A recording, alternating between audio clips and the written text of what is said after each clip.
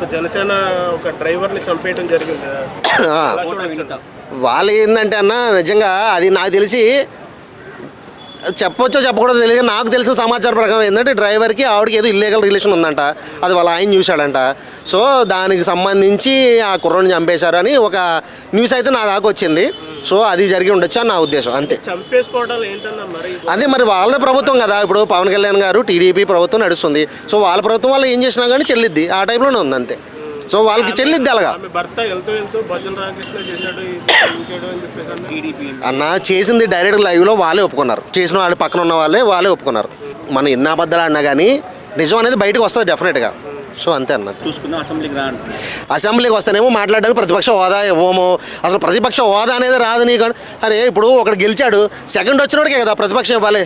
Second అంటే next తక్కువ ఉన్న బీజేపీకి మధ్యప్రదేశ్లో ఎక్కడనో 3 సీట్లు వచ్చినా కూడా ప్రతిపక్ష హోదా ఇచ్చారు ఆ టైంలో. సో మనకి ఇక్కడ 11 సీట్లు వచ్చినాయి.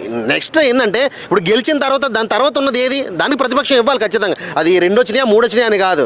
సో వీళ్ళ ప్రతిపక్షం ఇస్తే ఇప్పటికే మామూలుగానే మనం జగన్తో పడలేము, ఏగి పడేస్తాడు. ఇంకా ప్రతిపక్ష హోదా ఇస్తే ఇంకా అసెంబ్లీలో కూడా మనం మాట్లాడినవాడు రా బాబు, వద్దురా బాబు, ఆయనకి వెళ్ళకొద్దు, ఆయన పని ఏదో ఆయన చేసుకునేవ్వండి అని చెప్పేసి అనుకుంటున్నారు. ఎక్కడైనా ఏదైనా మీటింగ్ పెడతానంటే జనాలు ఆపుతున్నారు. జనాలు ఆపుతుంటే జనాలు చూస్తున్నాం కదా ఎలా వెళ్తున్నారు, గుట్టల కింద కుట్టలు దాటి బుట్టలు దాటి మొత్తం ఇష్టం వచ్చినట్టు జనాలు వెళ్తే వాళ్ళని ఆపడానికి ట్రై చేసి ఇంకా జగన్కి హైపేస్తున్నాడు తప్ప ఏం లేదు. సో ఏంటంటే ఏం చేసినా కానీ ఈ 4 సంవత్సరాలే వీళ్ళు నెక్స్ట్ ఖచ్చితంగా మాత్రం